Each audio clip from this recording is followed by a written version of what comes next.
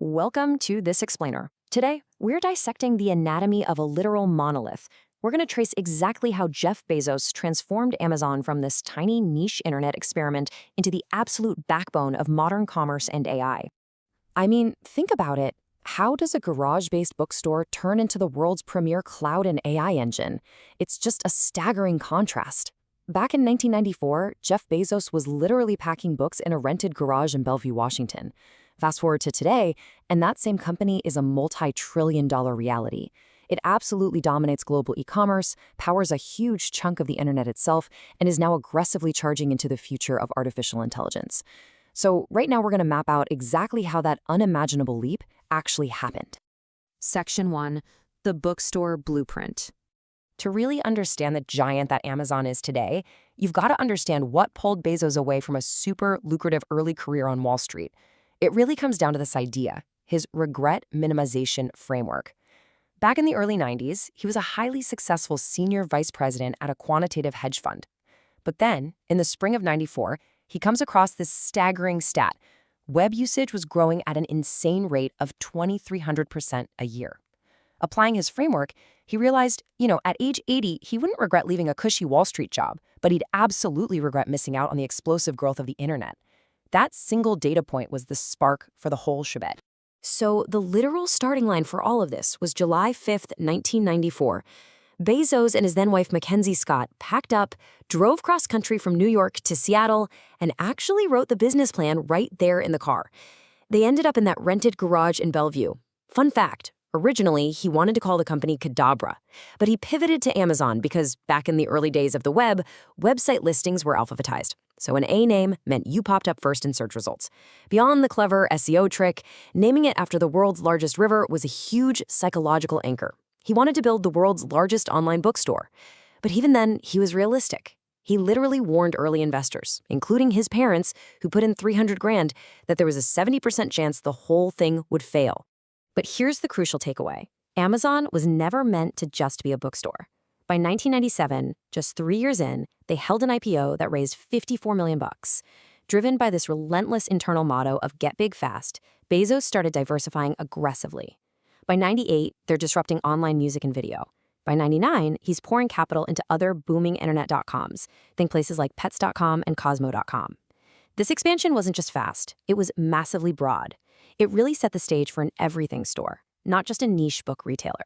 Section 2. The dot-com crash, a fight for survival. $2 billion. That's a huge number, right? Because, rapid expansion comes with immense, totally existential risk. By the end of 2000, the dot-com bubble had popped, and it was spectacular. Those companies Amazon had aggressively invested in, a lot of them just outright failed. To keep the lights on, Bezos had to borrow this staggering $2 billion sum from banks, right as Amazon's actual cash reserves were plummeting to just $350 million. All of a sudden, they were staring over the cliff edge of bankruptcy. Surviving that brutal era took some incredibly painful cutbacks. With cash running dangerously low, Bezos was forced to make some really tough calls. We're talking closing down entire distribution centers and laying off 14% of their global workforce. It was this intense period of extreme austerity that really put their survival skills to the test. But, the strategy worked. It stopped the bleeding. By 2003, Amazon clawed its way back from the brink and actually posted a $35 million profit. They survived the crash, for sure, but Bezos knew they couldn't just coast. They needed a totally new engine to drive exponential growth. Section 3. The Cloud Computing Pivot. Now, this is the technological leap that didn't just save the company, it fundamentally rewired the architecture of the modern internet. It's an absolutely massive pivot. They went from just putting stuff in cardboard boxes to launching Amazon Web Services, or AWS, in 2002. They essentially had this light bulb moment. Hey, we've built this massive internal computing infrastructure. What if we rented it out? So by compiling data, weather channels, and website traffic capabilities, they pivoted hard. They evolved from being a retail storefront into the invisible digital utility that powers thousands of other businesses. They weren't just using the internet anymore, right? They were literally becoming the internet. And the exact moment AWS became an absolute, undeniable global powerhouse, a $600 million contract in 2013 with the CIA. Think about that for a second. Winning that contract sent a massive signal to the entire enterprise world. It basically proved that Amazon's cloud infrastructure was robust and secure enough to handle the most sensitive intelligence data on the planet. It totally cemented their status. They were no longer just a dominant retailer, they were the bedrock of global tech infrastructure. Section 4. The AI Frontier. So we've journeyed from physical books up into the cloud, and now we are diving headfirst into artificial intelligence. The seeds for this were actually planted way back in 2011 when Alexa was first conceived. Bezos famously told his team he wanted to mimic the voice-activated computer from Star Trek. Cool, right? But recent data shows a massive shift in gravity for the whole company. By late 2024, Bezos is dedicating a whopping 95% of his time exclusively to AI initiatives at Amazon. And then, in November 2025, he co-founds this brand new venture called Project Prometheus with former Google exec Dick Bajaj. Their goal? Using AI to completely revolutionize foundational engineering and manufacturing. Everything from computers to automobiles and even spacecraft. He is pushing Amazon right out to the bleeding edge of AI hardware. Section 5. The Day One Philosophy, the Engine of Evolution. So, you might be wondering, how does a company actually pull off this many evolutions without just collapsing under its own weight? I mean, from a garage to retail to the cloud to AI?